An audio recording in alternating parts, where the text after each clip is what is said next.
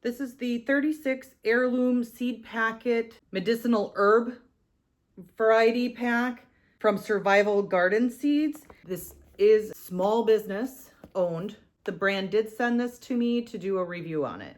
Many of these herbs are grown in home gardens, a lot of times used for like tinctures or salves and balms, and a lot in tea. So you've got your chamomile, you've got chervil, which is a really good tasty herb. I have not heard of this one, so I'm looking forward to figuring out what this one does.